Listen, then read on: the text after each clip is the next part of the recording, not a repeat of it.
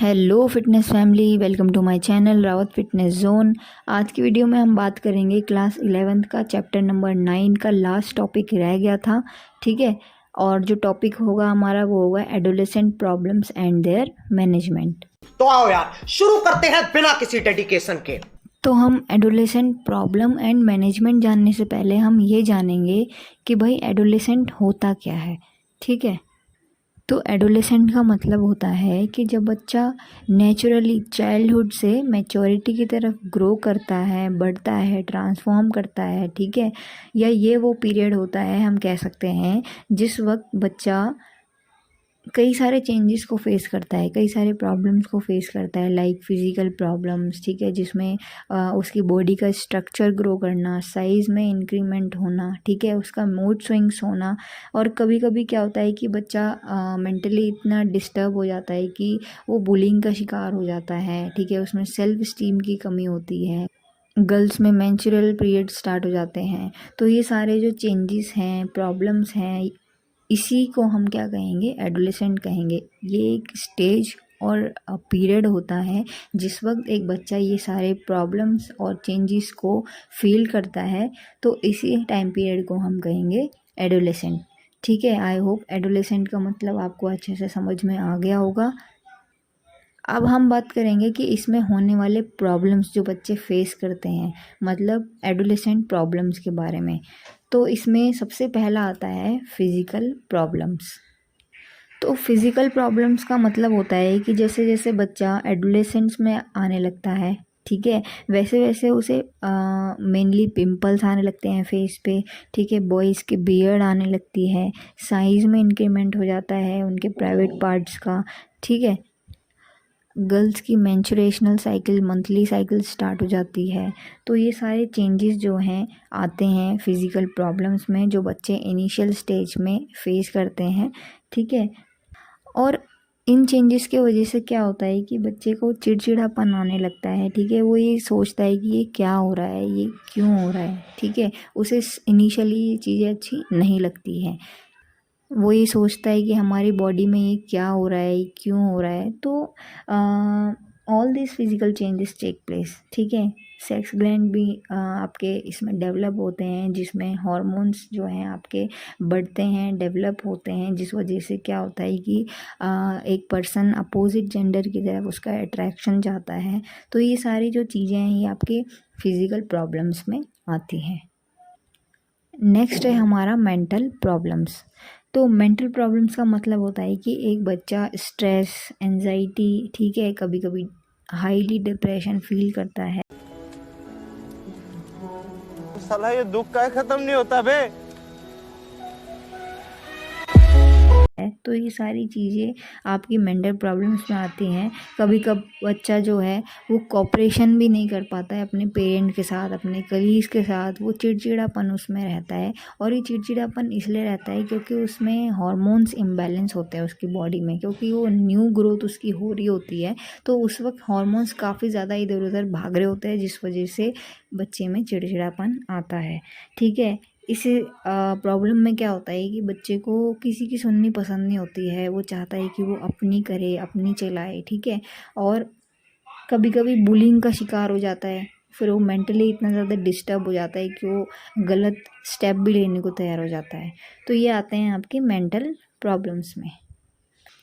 Next है हमारा problems of aggressive behaviour.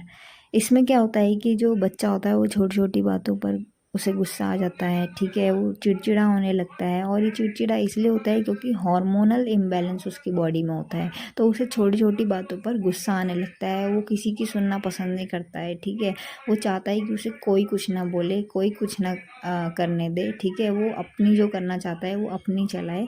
तो ये सारी चीज़ें आती हैं आपकी problems of aggressive behaviour. Next है हमारा इमोशनल प्रॉब्लम। इसमें क्या होता है कि बच्चे जल्दी जल्दी क्या होता है, कभी दुखी भी हो जाते हैं, और जल्दी से इसमें उनका मूड भी अच्छा हो जाता है, वो खुश भी होने लगते हैं। तो कभी कभी वो पॉजिटिव बहुत ज़्यादा फील करते हैं, कभी कभी वो बहुत ज़्यादा नेगेटिव फील करते हैं। वो फील करते हैं कि उनका एग्जिस्टेंस बेकार है। तो ये सारा इमोशनल प्रॉब्लम्स में आते हैं। उनके इस स्टेज में काफ़ी ज़्यादा मूड स्विंग्स होते हैं। ठीक है, जिनसे उनका जो है इमोशंस भी है, हर्ट होता रहता है, कभी कभी अच्छा होता है, तो ये सारा आपका इमोशनल प्रॉब्लम में आता है। नेक्स्ट है आपका प्रॉब्लम रिलेटेड टू सेक्स। इसमें क्या होता है, जैसे हमने बात करी कि एडोलेसेंट स्टेज में मेन डेवलपमेंट सेक्स ग्लैंड का होता है, ठीक है। इसमें क्या होता है, हार्मोन्स बनने लगते हैं, जिस वजह से क्या होता है कि एक पर्सन का अपोजिट जेंडर की तरफ अट्रैक्शन होने लगता है। राजा जी अपनी शक्तियों का पूरा इस्तेमाल कर रहे हो। ठीक है, इस चक्कर में क्या होता है, कभी कभी वो इतना बड़ा स्टेप लेने को तैयार हो जाते हैं कि वो भागने तक को, अपनी फैमिली तक को छोड़ने को तैयार हो जाते हैं किसी पर्सन के लिए। तो यहाँ पे पेरेंट्स और टीचर्स का फ़र्ज़ बनता है कि उनको सेक्स एजुकेशन प्रॉपर दी जाए, ताकि वो इन सब चीज़ों में ना पड़े और अपने करियर पे मेनली फोकस करें। कभी कभी क्या होता है कि बच्चा ये भी सोचने लगता है कि मैं अच्छा नहीं दिख रही हूँ या दिख रहा हूँ, ठीक है, मेरे से ज़्यादा अच्छे और लोग हैं, ठीक है, या मुझ पे ये चीज़ सूट नहीं कर रही, मैं इसके लायक नहीं हूँ। तो ये सारी जो चीज़ें हैं ये आती रहती हैं माइंड में। ये भी आपका आता है problem related to sex. Next बात करते हैं हम फीलिंग ऑफ इम्पोर्टेंस की। इसमें क्या होता है कि बच्चे सोचते हैं कि वो बहुत ज़्यादा इम्पोर्टेंट नहीं है, ठीक है, उनकी बातों को इतना इम्पोर्टेंस नहीं दिया जा रहा है, जिसकी वजह से क्या करते हैं, बच्चे दुखी हो जाते हैं, सैड हो जाते हैं, उन्हें गुस्सा आने लगता है। तो इस पीरियड में बच्चे चाहते हैं कि उन्हें कोई सुने, उनकी भी कोई सुने, उनको कोई इम्पोर्टेंस दे, ठीक है, उनको वही जगह दी जाए जो बाकी लोगों को, जिनकी बात वो सुन रहे हैं, वो जगह भी उन्हें दी जाए उनके फैमिली में, ठीक है, और सोसाइटी में या फिर स्कूल में। उनको रिस्पेक्ट की नीड होती है कि उनको रिस्पेक्टफुली उनसे बात करी जाए, उनकी रिस्पेक्ट दी जाए। तो ये सारी जो चीज़ें हैं, इम्पोर्टेंस फील कराना, ये आपका आता है फीलिंग ऑफ इम्पोर्टेंस में। अब हमने बात करी कि एडोलेसेंट प्रॉब्लम्स क्या होते हैं, अब उनको मैनेज किस तरीके से हम करते हैं, हम उस बारे में हम बात करते हैं, ठीक है। तो इसमें पहला है एजुकेशन ऑन मोटर डेवलपमेंट। इस पीरियड में क्या होता है, बॉडी पीक पीरियड पे होती है, पीक स्टेज पे होती है, बॉडी पूरी तरीके से ग्रो कर रही होती है, डेवलप कर रही होती है। तो बहुत ज़रूरी है टीचर्स और पेरेंट्स का कि बच्चों को मोटिवेट करे, क्या करने के लिए, फिज़िकल एक्टिविटी करने के लिए और पार्टिसिपेट करने के लिए उसके लिए, ताकि उनकी बॉडी और भी ज़्यादा प्रॉपरली और एफिशिएंटली ग्रो करे, ठीक है, उनके डेवलपमेंट अच्छे तरीके से ग्रो होने में उनकी बॉडी को हेल्प हो। तो ये आता है आपका education on motor development. Next है आपका सेक्स एजुकेशन। इसमें क्या होता है कि इस पीरियड में जो है सेक्स ग्लैंड्स वर डेवलपिंग, ठीक है, जिसकी वजह से अपोजिट जेंडर की तरफ अट्रैक्शन होने लगता है और बहुत ज़्यादा क्यूरियस होते हैं लोग फिज़िकल होने के लिए। सो बहुत ज़्यादा ज़रूरी है कि घर पर पेरेंट्स अवेयर हो इस चीज़ को लेके, वो अपने बच्चों के साथ फ्रीली इस चीज़ के बारे में बात करें, उन्हें गाइड करें, और स्कूल में टीचर्स का भी ये फ़र्ज़ बनता है कि उन्हें सेक्स एजुकेशन प्रॉपरली बेझिझक सभी को बताई जाए, ताकि वो गलत चीज़ें करने से रुके। नेक्स्ट बात करते हैं हम टू प्रोवाइड सूटेबल एनवायरनमेंट। तो अब बच्चा इस पीरियड में है और घर पर उसे जहाँ एक अच्छे एनवायरनमेंट की ज़रूरत है, वहाँ पे पेरेंट्स आपस में लड़ रहे हैं, ठीक है, फाइट कर रहे हैं। तो इससे बच्चे पर क्या होता है, नेगेटिव इफेक्ट पड़ता है, वो मेंटली काफ़ी ज़्यादा धीरे धीरे एग्जॉस्ट होने लगता है, ठीक है। इसकी वजह से बच्चे पर अच्छा इम्पैक्ट नहीं पड़ता है। तो एक अच्छा एनवायरनमेंट जो है बच्चे को पूरी तरीके से मेंटली और फिज़िकली ग्रो करने में हेल्प करता है। पर अगर कहीं पे भी वो ये सारी चीज़ें देखता है मेनली इस पीरियड में, तो वो बहुत ज़्यादा डिप्रेस्ड फील करता है, ठीक है। तो ये सारी चीज़ें आती हैं टू प्रोवाइड सूटेबल एनवायरनमेंट में।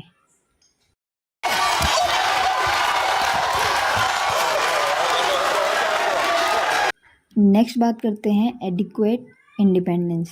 इसमें क्या होता है कि बच्चे पर ना ज़्यादा रोक टोक नहीं करनी चाहिए, चाहे कोई भी हो, बच्चा हो या बड़ा हो, वो चाहता है कि उसे फ्रीडम मिले, वो अपने मन का चीज़ें करे, ठीक है। तो इस पीरियड में क्या होता है कि बच्चा हाई स्टेज पे होता है, उसका जो माइंड है वो बहुत ज़्यादा हाई लेवल पे होता है, क्योंकि उसे कभी कभी गुस्सा भी आता है, चिड़न भी होती है। तो बच्चे को रोक टोक नहीं करनी चाहिए, उसे जो करना है उसे वो करने देना चाहिए, बस ट्रस्ट होना चाहिए, ठीक है। इस स्टेज में क्या होता है कि बच्चा किसी की सुनने कभी कभी पसंद नहीं करता है, ठीक है। वो चाहता है कि उसकी कोई सुने, वो जो चाहता है वो उसे करने दे, उसे फ्रीडम दे, ठीक है। क्योंकि फ्रीडम मिलेगी तभी वो खुश रह पाएगा। तो पेरेंट्स और मेनली टीचर्स को इसमें सपोर्ट करना चाहिए, बट मेनली इसमें पेरेंट्स को सपोर्ट करना चाहिए कि बच्चे को फ्रीडम भी देनी ज़रूरी है। ऐसी नहीं है कि अपने पास उसे बांध के रखो, बांधने से बच्चा और दूर जाता है, ठीक है। तो उसे फ्रीडम ज़रूर देनी चाहिए। ये सारी चीज़ें आती हैं आपकी एडिक्वेट इंडिपेंडेंस में। Last but not the least, social education, है ना। देखो, सोसाइटी के भी रूल्स एंड रेगुलेशन होते हैं। जो ह्यूमन होता है ना, वो एक सोशल एनिमल है। सोसाइटी से अगर बात नहीं करेगा कोई, उनके साथ वो घुले मिलेगा नहीं। जैसे कुछ बच्चे होते हैं कि अगर मम्मी कहती है कि इस फंक्शन में जाना है तो वो मना कर देते हैं। वो कहते हैं कि नहीं, हमें नहीं जाना, हमें घर पे ही रहना है, हम यहीं अपनी पढ़ाई करेंगे या फिर हम घर पे ही रहेंगे, हम बिल्कुल नहीं जाएंगे। बट बिकॉज अपने माइंड को फ्रेश करने के लिए कभी कभी घर से बाहर निकलना चाहिए, सोशली लोगों से मिलना चाहिए, उनके साथ बात करनी चाहिए। क्योंकि बहुत सारी चीज़ें हमें सोशली भी पता चलती हैं, ठीक है। बिकॉज़ अगर वो अपने घर से वो निकलेगा नहीं, किसी के साथ घूमेगा नहीं, बात नहीं करेगा, तो वो एक टाइम पीरियड के बाद उसे क्या होने लगेगा, डिप्रेशन होने लगेगा। और जिसे रिकवर करने में बहुत ज़्यादा टाइम लगता है और कभी कभी रिकवरी भी नहीं होती है, ठीक है। तो इसमें क्या करना चाहिए, मेनली पेरेंट्स और टीचर्स को इस बारे में एजुकेशन देनी चाहिए। उन्हें एडजस्ट करवाने के लिए एजुकेशन देनी चाहिए कि किस तरीके से वो सोसाइटी में अपने आप को एडजस्ट कर सकते हैं। तो ये सारी चीज़ें आती हैं सोशल एजुकेशन में। यहाँ पे हमारा चैप्टर नंबर 9 क्लास 11 का पूरी तरीके से कंप्लीट हो गया है, ठीक है। आपको कोई भी डाउट हो, कोई भी क्वेश्चन पूछना हो, कोई क्वेरी हो तो आप कमेंट बॉक्स में ज़रूर पूछ सकते हैं। और मैंने इंपॉर्टेंट क्वेश्चन आंसर का लिंक और प्रीवियस पार्ट का जो लिंक है और नोट्स का लिंक भी मैंने डिस्क्रिप्शन बॉक्स में दे दिया है, आप वहाँ से ज़रूर देख लेना, ठीक है। Thank you for watching my channel Rawat fitness zone.